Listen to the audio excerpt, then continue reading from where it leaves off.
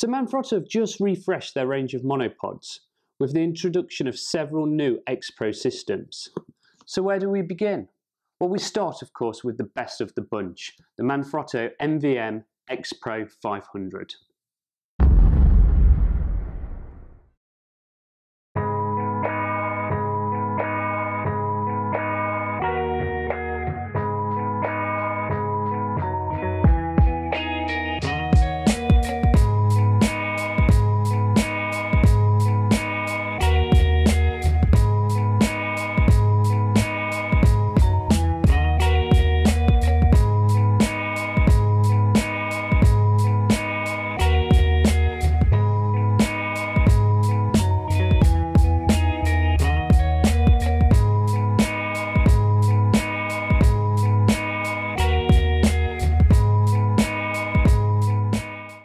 The MVM X-Pro 500 is basically a slightly advanced version of the previous model.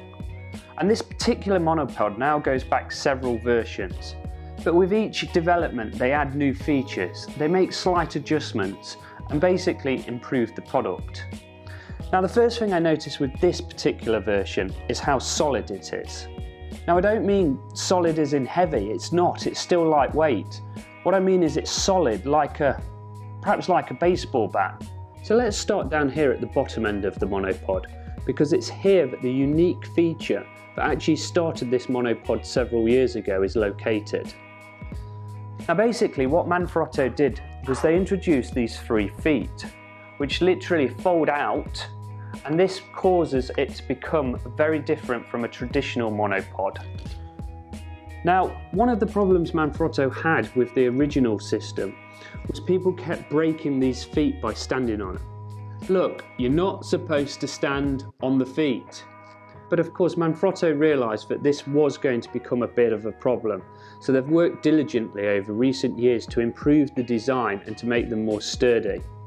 I must say I am very impressed with the type of system that they now have on here, and it is very much improved from the original version. The other thing that they have down here is this little button, and if you press this in and lift the unit up, it then activates the fluid system, and this then allows you to have full control over the monopod and the direction in which you want to move.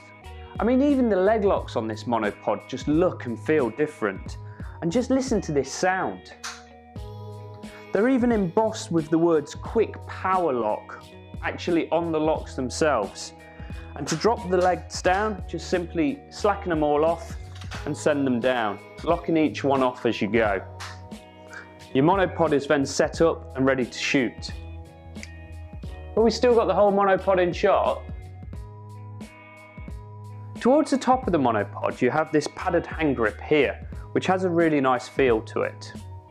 The head itself is a modified version of the Manfrotto 500 head, and you have the ability to attach the pan bar to either side. You also have this 3/8 threaded hole here, which allows you to attach additional accessories, perhaps something like a small articulating arm. And within the kit they supply a conversion bush, so you can convert this to 1/4 inch should you desire. This locking wheel here allows you to physically lock the tilt of the head, and around the other side is the lock for the camera plate. To remove the plate, simply unscrew this, press down on it to release the camera plate. Now there are 1 or 2 other things I should probably mention to you about this monopod. To start with, the head itself has a standard 3/8 threaded hole here in the base, and that means you can detach it from the monopod. Now once that's removed, on the top you'll find a 3/8 thread, but if you squeeze down here on the 2 sides of it, you will find that it reveals a standard 1/4 inch camera screw, and that means you can attach your camera directly to the top of the monopod. Now at the other end, the feet can be removed from the system as well.